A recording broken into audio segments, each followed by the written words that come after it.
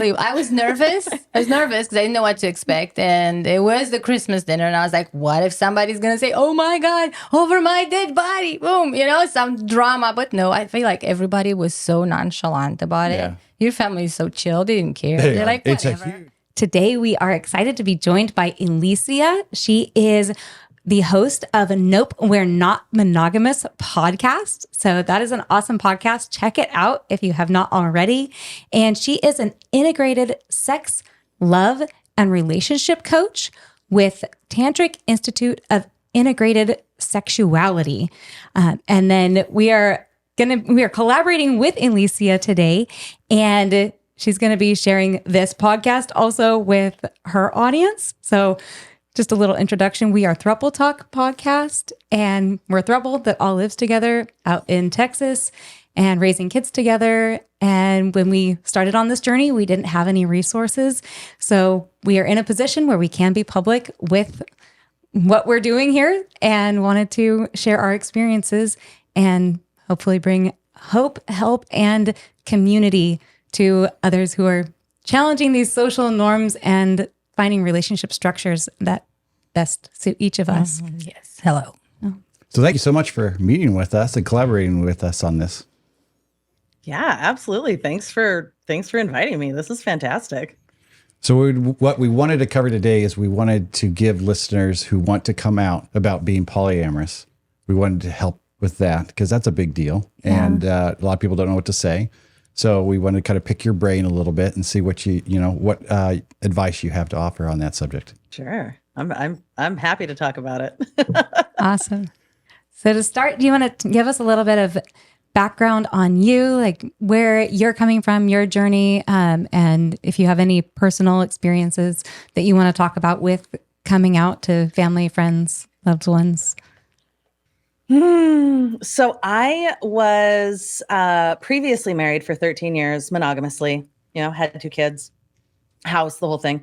And when I got divorced for a whole host of reasons, I was like, well, I don't want to do that again. I don't want to be monogamous again. I don't want to find the one. And then 13 years later, do that again. So I knew I didn't want to be monogamous. But I didn't know what that looked like. I didn't know anyone who was polyamorous. I didn't know anyone who was had an open relationship. I didn't know anyone who was a swinger. Had no idea. I was like, well, I'll just be slutty and honest about it because that seems like the right thing to do. And and then 3 months later, I met my second husband. Wow. And after our first date, he was like, this is everything I've been looking for. And I was like, nope, not me. Sorry, bud. No. And he was like, no, you don't understand. I like, keep doing what you're doing. Do all the things. Like, I'm dating a couple. My first true love lives in several states away. I think I'm polyamorous. And I was like, I don't know what that is. That sounds crazy. And also your confidence is a huge turn on. So, okay. And so I, fell in love and then went, oh shit, I got to figure out how to actually do this, how to not feel jealous and possessive and fall back into all of the monogamous ideals that I felt trapped to in the past and felt literally trapped. So we started doing that work together. And some of my big concerns were, parenting, like my ex-husband, because we had a contentious divorce. And I was like, he's what if he finds out? What if he tries to say I'm a bad parent or some sort of deviant and tries to take my kids away? So there were a lot of concerns there. But other than that, I have just always been very open, right? Like I grew up in a very sex positive household. And so I was fairly honest with everyone in my life. I mean, I wasn't shouting it from the rooftops and telling, like people who my clients and stuff. Cause at the time I owned a salon and, so I was also worried about what if the community finds out, what if my clients find out and don't come and work with me, so there were concerns, but also not as many as a lot of people have to deal with. Right. I wasn't worried about getting fired. I was self-employed. I wasn't worried about being shunned by my family because they just didn't care. So I didn't have the same concerns that many people have. And also there were so many fears. Right. Yeah. Yeah, I feel like we definitely had a similar experience. Just like I was also raised in a family that was very sex positive, and my mom always taught me to do whatever I feel that is right for me and not judge or let others judge me. And I don't have any kids, and obviously that was not a problem for me. But definitely the judgy part of the society, where anything that was outside the house always affected me. I still was concerned about that. So like you say, I didn't shout it like, hey, here I am. But at the same time, I didn't necessarily hit it. I treated it very normally. And you had mentioned, I believe, that you did have a custody battle that was affected by your polyamory, correct? Yeah. Are you? Yeah. And Are you okay talking about that a little bit? Totally. Yeah.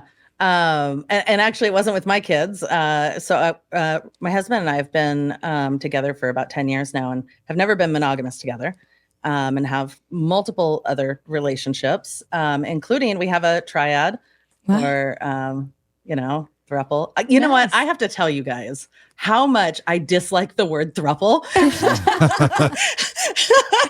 And I'll tell you why. Because we were watching a show, like the first time I had heard it was that show You, Me, Her, which is just like, it's a fun show, but a really terrible representation of polyamory. Mm-hmm. And and that was the first time I heard that word.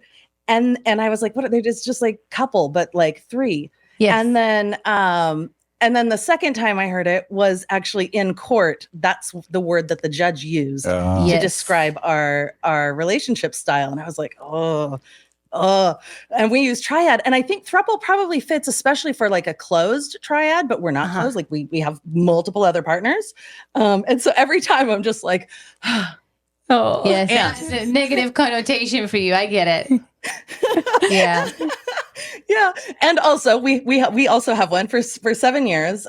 We've been with our girlfriend who also has a husband of 20 years. So like, wow. It's really dynamic.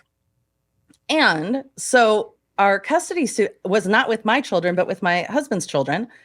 And his ex-spouse, she was using our polyamory as a reason to say that their child should not spend more time with us. Right. And it was because their child had met our girlfriend, who is a part of our family, right? Like she's a part of our family. And so we went to court. And they did the whole investigation. A guardian ad litem. Someone came and talked to both families, all the kids. And, we're lucky enough that we do live in a pretty liberal area. And our judge was a gay man who has 3 children with his husband, So like, it was not the response that she expected. Right. You got lucky. And Yeah. they were like, we don't see the problem here. Don't do sexy things in front of kids. That's standard, right? Like normal common sense stuff. Yeah. Sure, we can write that into the parenting plan. And now you have no concern, other parent. Yeah. Okay. Nice. Good. Wow. Yeah. I'm happy that the outcome was positive. Yes. This is good. Yeah. Yeah. I know that is It that was is something really that I have been wondering, because you keep hearing like, oh, well, it's not protected. It can be used against you in custody suits and employers can fire you over all that stuff. But I've been curious to find out if anyone has personally experienced these things, especially in recent years. So I guess if you're listening to this right now and you have heard have been affected by the lack of protections for being polyamorous, we'd love to hear from you in comments or via email if you don't want to talk about it publicly, throupletalk@gmail.com. We'd love to hear stories. And yeah, I mean, part of the reason that we're doing this is to hopefully get these things legally protected. So relationship dynamics don't impact things that they shouldn't. Yes. Ellecia, have you ever had any of this come up with any of your clients? A lot of them are, moving from the monogamous paradigm to the non-monogamous paradigm in one way or another, right? Or shifting from one non-monogamous style to another. So usually they're like in transition, right? unwinding some of the monogamous conditioning and part of that is like, what is everyone going to say? What kind of judgment am I going to be faced with? Am I going to be ostracized and like left to wander the desert alone to starve to death? Yeah. Right? Like the fears like aren't they seem logical, but really they're such like base primal survival fears. Yes. Right. And so like people moving from monogamy to non-monogamy, or even people who are like, you know, moving from swinging to polyamory, who are like, you know, we felt fine about it when it was just sex, but now that there's emotions involved, and now that there's like people that I might want to actually spend time with my family or out in public, what are people gonna say? Yeah. So I work with this with a lot of my clients, and I think that the big thing that it always comes back to is like, what are your values and your beliefs? And does this fear or this concern about what people will say line up with what is true for you? And are you feeling ashamed of something that you're doing? Yeah, that's a good point. Yeah, very interesting. Yes. If you believe that this is the way for you and this is the right way for you, I think it's so much easier to just move forward and disregard what anybody from outside your close family and friends think of you. Yeah. And anybody that's going to hate on you, that's a family or friend, I mean, is that really somebody you want to keep in your life? Right. When you're living your life, your best self, the best version of yourself? Right. Exactly. Like, yeah. I get it, hiding from the employer, because, I mean, everybody's got to make an income. Right. That's completely different. Yeah. But yeah, as far as family and friends are concerned. Right. So when you decide to hide such an important part of yourself from somebody who's close to you and they're supposed to love you as you are, you basically decide to just not be loved by them. It's time to find a new tribe. Yeah. For me, I am the only one in this group that's not really completely out.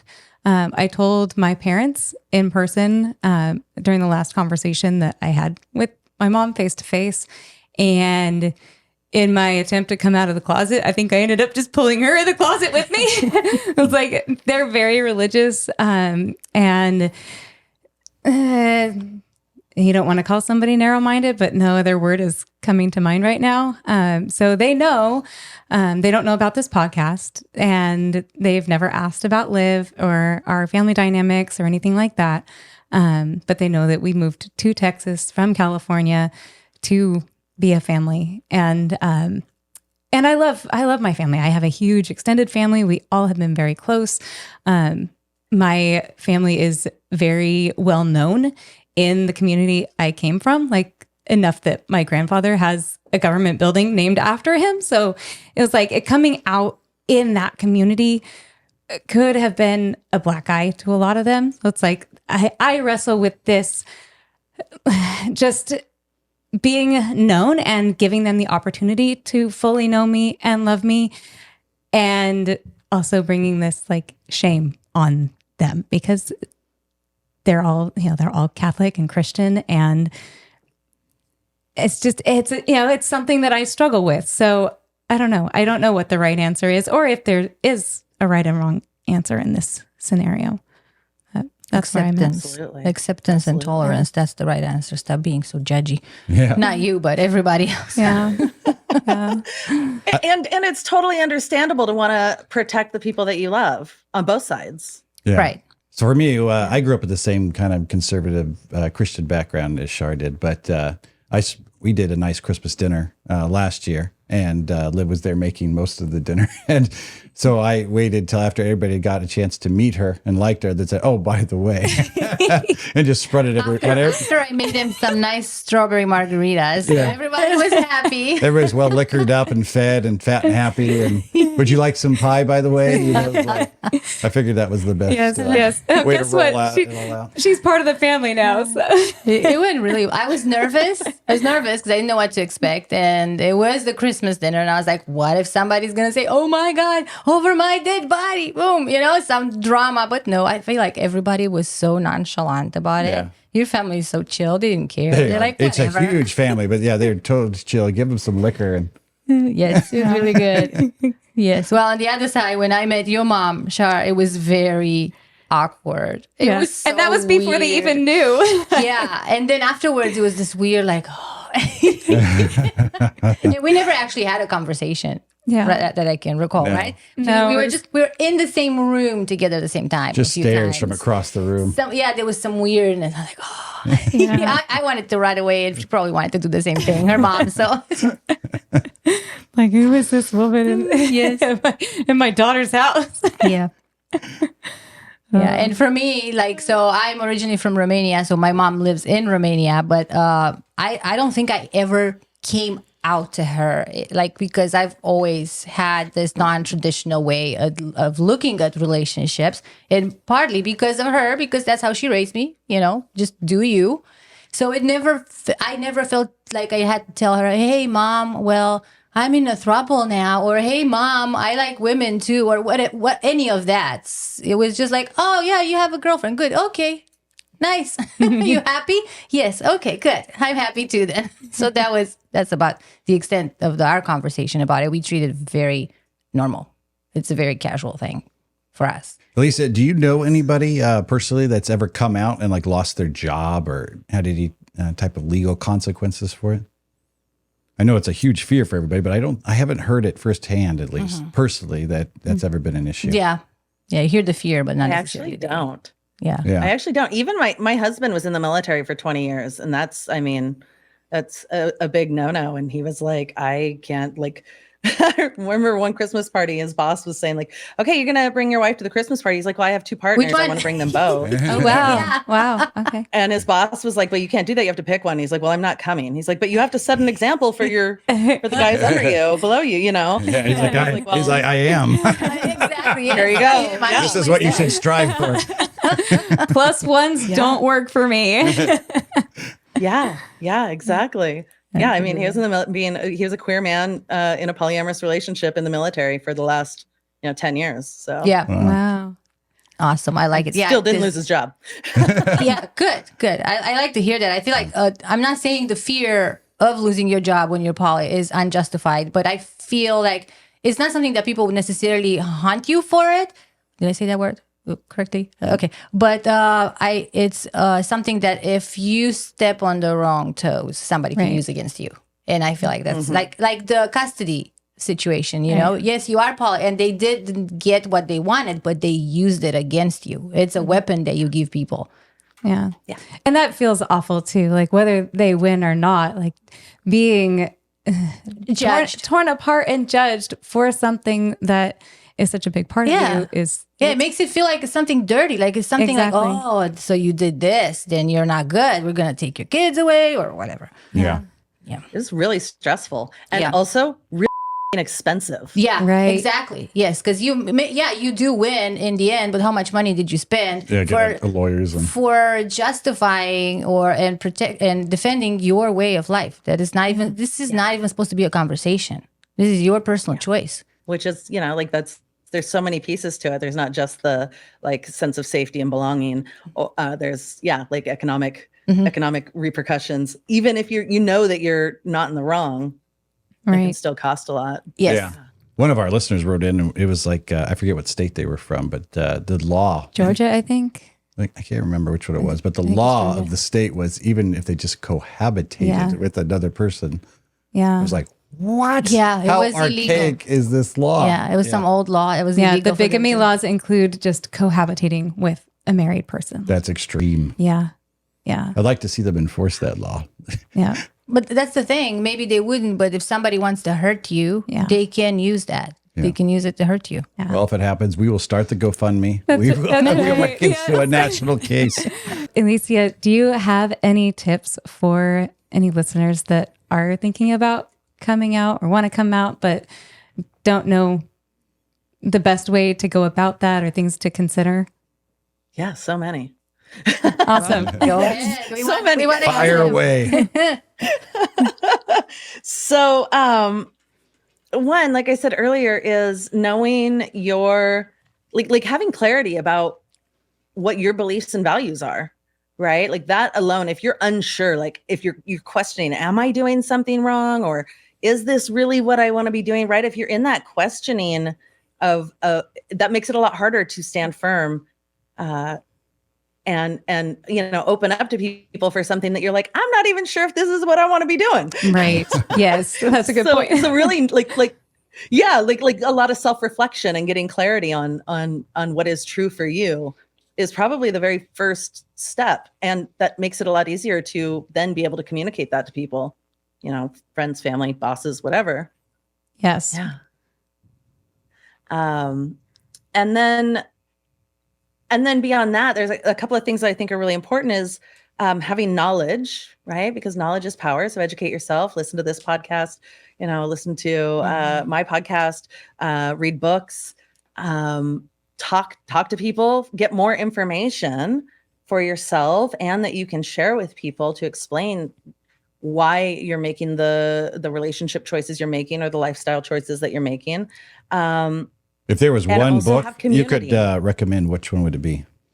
Oh yeah. Oh, I don't have it right here. I did. It is. There's one for educating yourself. Yes. Or, honestly, like my favorite broad spectrum, like really getting clear on why you're doing what you're doing and what makes it okay is really, I always go back to The Ethical Slut. Yeah. Yes, I read that. I always go pretty back to good. The Yeah. Ethical Slut because it really just encompasses so much and addresses so many things around like why do you believe that this is good or bad? What are your values? Mm. Yeah. Yeah, that was a very good book because I think it's one of the first books I read as soon as I decided as soon as I realized that I'm non-monogamous. It was a great first book to read. Yeah, that was my first one too. Yeah, And there you go. it's been revised since then, and I always go back to it. Yeah, maybe I need to go back to it. Read it again. Yes. Reread. Yes. And then there's another one. You asked about books. There's another one that is by Dr. Elizabeth Sheff that is so I think it's So Someone You Love Is Polyamorous. I think that I the heard name about of it? Yes. Yeah, but I think it's out of print. Yeah, isn't it? that one's out of print. They've even taken it off of Audible. is So I got it on Audible It's on a her year, website. a year or two ago. Oh, okay. Yeah. So I have access to it through my Audible, but like the link don't sell it doesn't work. Yeah, you can't. Interesting. You can't still buy it. So I'm pretty sure she has it on her website, and that's Dr. Elizabeth Sheff. okay. And that's a tiny little book that's like, I don't know, like 60 pages or something that Yeah. just like breaks down polyamory for people who have no idea what it is. I remember really liking it because, yeah, exactly. It was written, if I remember right, it's written with the intention of when you do come out, you can hand this book to your loved one and be like, well, this kind of explains who I am and where I'm coming from. So, yeah, explains polyamory. Yeah, it's a good one. We'll link that in the comments. I wonder. I wanted to ask you, Ellecia, like, what is in your opinion now? So you're pretty much out. Everybody knows who you are, and like, what is the best thing about it? Like something that like you encounter every day, and you're thinking, oh my god, if I wouldn't have been out, this would have been bad. Like, I'm so happy I did it. That's a great question. I can't be dishonest. Right. Okay. So like no stress about having to lie, right? Like having to hide something. Yeah. That's Just being able to be myself, right? Just being myself, being able to be loving with my partners, being able to be, I have my whole family together, my kids and my 3 partners can all hang out together, my parents and like we can have big barbecues and have everyone over. Like, so it's not a big integrating deal. everyone. Yeah. Like, living the life as you see fit. And the lying part, I definitely get it because I'm not completely out with my colleagues at work, but I find myself saying different things to different people. And then I'm like, not lies, but like half truths to everyone. And then I'm like, what did I tell that person? And what did I tell that person? Like, this is so confusing. Like, I don't want to do this. Yeah. Like everybody, they're all my partner. You don't know who I'm actually talking Who do we about. talk about? Yeah, that's definitely the hardest part for me too. Like being here in Texas, there's a lot of family that I don't get to see and I miss. And I think like, oh, I want to call them and find out how they're doing. Like, especially like my grandma, she's 90, and we always spent every Christmas with her. So right now, I don't know when our listeners are going to be watching this, but right now we're 2 weeks out from Christmas, and I was thinking last night, like, oh, I want to call my grandma and catch up and see how she's doing. Like, but she's going to ask how I'm doing, and this, then you got to really tell her what you've been doing. The podcast and everything is such a big part of my life. It's like I feel like I'm going to be lying to her if I'm like, yeah, so I don't know. I'm busy doing stuff. What do you do? Yeah, you're right. Like our relationship is I'm like what 90% of everything that we do all the time because we are doing the podcast and the relationship is the podcast. They're all kind of grouped together. Yeah. So if somebody from outside would ask you what you're doing and you don't want to tell them about the fact that you're polyamorous, then what are you going to talk about? Yeah. Or even with my parents, like, so what have you been up to? Like, just super busy stuff. And like, even though they don't know about the podcast, and I think it would ruin their whole Christmas. They did know. But yeah, I definitely understand that. Like having it's the thought of having the entire family together for Christmas dinner or barbecue or anything, and everybody knows everybody and everybody accepts everybody. It's just like, it's nice. It's a nice, cozy feeling. Yeah. That is definitely a good reason to be truthful and come out of the closet. Yeah. For me, I just don't even have a choice. I can't just practice open, honest communication. I practice radical honesty because I had a traumatic brain injury in the war. And so I can't ever remember what I said. So I just have to be honest all the time, or I would get caught in a lie so fast. So I'm just straight up with everybody all the time. And it works. I think it works for most people that operate that way. Mm-hmm.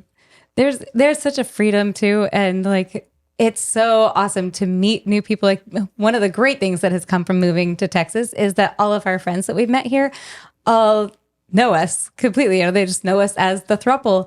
And there's a different level of friendship that you have with people that you can just be totally open and yourself with. So yes. You used her trigger word, Throuple. Throuple, sorry. Whoops. Our podcast is Throuple. Throuple. Stop saying it. Look at her. She's getting agitated. I love it. That's amazing. So that's you bring up a really good point there. I think that's really important, is having community, having friends, having other people who are having similar experiences and going through similar challenges and having people that accept you. Like that's probably one of the most helpful things when you feel alone and like we're the only ones doing this. We're the freaks, that makes it way more scary to come out. But when you open up a little bit more and you find community, you realize like, oh, we're actually not the only ones. You're not alone. Mm-hmm. Yeah. We're not alone, that's right? super helpful. Then it's so much easier. Yeah. We had community when we lived in California, and we moved out here. Right. And I'd say the first half of the year we were just by ourselves. And right away we're like, all right, we got to connect right away. Yeah, like this is a very lonely feeling out here, being out here without our own tribe. Mm-hmm. Yeah. And Sacramento had the biggest polyamorous community I have ever seen. Yeah, it was giant. Yeah. Yeah. And here, Houston, it's more like a swinging community. And then the polyamory community is like integrated within the swinging community because we don't have a standalone side, I feel. Yeah. But it is probably one of the biggest in the country. Mm-hmm. Houston is huge for any non-monogamous type of relationships. Yeah. Even though we are in the Bible Belt. Yeah, there's a church and a gas station every corner here, but everybody's all still has their freak flag flying. But yeah, once you come out and you realize and you have that fear, like you were saying, I'm going to be ostracized, I'm going to be thrown out. And like, it's that basic fundamental fear that you're going to be kicked out of the tribe. So you're not going to survive on your own. So you're being kicked out of the monogamous tribe. And then you just discovered that there's another tribe. There's the polyamorous tribe, the ethically non-monogamous tribe, whatever, all kinds. And you find new family, chosen family, new friends, and you're not alone. And everything just makes sense. All of a sudden, you're not that freak anymore. Yeah. I noticed too right away when you start, when you meet people and you tell them about your relationships, they really just don't care. They kind of raise it. They're like, oh, okay, and then just move on with their life. It's like, it's Yeah. not what you think, the reactions you think you're going to Well, get. it's definitely like, so nobody's going to tell you, oh my God, They're not going to start you are throwing that rocks guy? at you. No, Like, absolutely not. But then you see people that purposefully don't ask any follow-up questions because they are uncomfortable. Yeah. yeah, you may And not get invited over their barbecue. You may not get invited again. Yeah. Which is fine. You don't want to hang out with those people I was anyway. gonna say, I don't want to go to So that it's a barbecue win-win. anyway. Yeah. All right. What other tips do we have here for our listeners? Oh, yeah. One of the other things I want to add to that is, and I think that this is just naturally a part of this journey, is getting comfortable being uncomfortable. Right? Yeah. Yeah. Yeah. Yeah. Dealing with big emotions and lots of emotional processing, I think, is a part of the journey, and is actually really helpful practice for dealing with the big feelings that come along with the idea of opening up, like fear or anxiety. Is like, take care of yourself and take care of your emotions and your emotional well-being. And learning how to like regulate your nervous system and being able to soothe yourself and have being able to resource yourself in whatever you find to be safe, so that when you are stepping out of your comfort zone and you're pushing through to like have that big conversation with someone, you have the resources to fall back on and take care of yourself. Right. Super, super helpful. That's a good advice. And that episode we did on jealousy and insecurity, we had a guest on named Mick, and he was talking about that. Like, whenever he felt uncomfortable, he leaned into it. He's like, what is this feeling? Let's push into this and let's investigate this Yeah. thing. I Find thought that out was what really is interesting. this coming from? Yeah. That's very interesting. Yeah, absolutely. And a lot of us aren't taught how to deal with big emotions. We push them down, we push them aside, we ignore them, we do everything but feel them. Oh, And yeah. when you practice feeling the big emotions, they get easier and easy. You get more comfortable with being uncomfortable. They get easier. Yes, we live in a society, especially when it comes to negative emotions. We live in a society where negative emotions are not accepted. We always try to like, oh, I'm feeling bad. Let's do something to make myself feel better. Yeah. So we never actually sit with the negative emotion and find out where it's coming from and just get comfortable with it. Get comfortable in that awkward silence after you tell someone Yeah. you're polyamorous. Cool. All right. This is what we're doing now. You want to say anything else? Yeah. And then, again, just staying true to yourself, like really just knowing that like, this is your life. You're living it for you. You're not living it for other people. Like, do what works for you and your relationships rather than people that aren't even in your relationship. And be patient.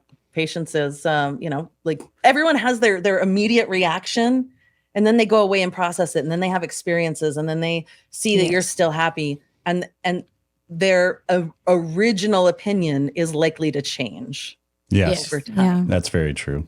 Right. So this is something, speaking about, this is your life and you live it for yourself. This is not how I saw society where I was raised, where you live your life for your family and you have your kids, not so they can have a life. You have your kids for you, what they can do for you. Like, oh, I want kids. I'm going to have kids and they have to do what I want and they have to take care of me when I grow old and all this stuff. So definitely the type of society I was raised was not, you don't live your life for yourself. You live it for your family. So in that situation, I can see how really difficult it would be to completely disconnect yourself from that mentality and from that way of living when you don't fit with your family. I don't know how it's here, but I think there's a lot of families like that here as well. Yes. Yeah. Having your family is a huge part of your identity. Yeah. Right. Yeah. If they don't like something that you do, that's it. It's all ruined. You have to forget about everything and just be with them and be like them. It's really hard. It really kind of like, especially when you look at, unhealthy family dynamics that get passed down the line. And if you have this awareness of like, okay, here's how I want to live my life. Here's the things that bring me joy. And I don't want to live my life, though.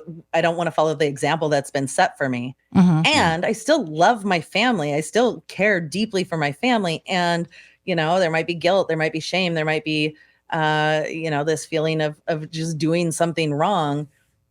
and yet the alternative to living your life in the way that makes you happy is to just be miserable so that and follow the path of like other miserable people. Right. Because that's just what you're expected to do. Yep. And and I think that's what we see most people around us doing, or at least attempting to do. It drives me nuts. Why do people care so much about what people think? Yeah. Why? And oftentimes it's people that they really don't even care about that much, you know? Yeah, I think it's what I was saying initially. It's the whole tribe mentality. If the tribe doesn't like you and they don't accept you, they will kick you out and you will die alone. Yeah. You know, nobody's going to like, hunt, whatever, gather. Because like it's a whole, the power is in the tribe, you know? So I think it's a very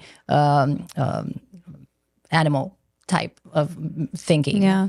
Yeah, you're right. And when you are in a tribe, even though you see other people all around you, it's really hard to imagine that you're going to find a tribe that is better for you. You start your own tribe. It's like that Year One movie with Jack Black, and they kicked him out of the tribe, and he's like, "I'm gonna start a new tribe. It's going to be a tribe of awesome, danger, and fire, Something and awesomeness." But you have to be a very special person to start your own tribe. He was a very special person. He was a very special guy. He wasn't good at hunting or gathering. They said that was the only two jobs they had. Oh my God. I think I need to watch that again. That yeah. It really, that's what belonging is, one of our like base human needs, right? Like, Right. We need a sense of belonging. Yes, there you go. That's I what I was belong. trying to say. Yes. Fear. That's scary. Yeah. Yes. And the other thing I think is really helpful is, this idea of like, either you must come out or you must hide it, is to really consider like how much, like how important are these people to you? Like how much of an impact do they have on your life, right? If you're someone who talks to your parents once a year, do you have to come out to them? If it, like, Good point. if you're someone who's really close with your family and really want them to know and accept and understand, then it might be a learning process or an educating process. Here's some things. Here's some thoughts that I have. Here's some ideas Mom, that Dad, I have. I picked you up a pamphlet I'd like you to read. Polyamory and me. No, and that is a great point, because that is one of the reasons that I don't feel like I need to come out to most of my huge family, because a lot of them I did only see once a year, and it was at the big, Christmas celebration at grandma's house. And a great example is, we talk about like giving the people that we love the opportunity to know the true version of us. Well, I got my real estate license in 2008 and was only in real estate for maybe a year, less than 2 for sure.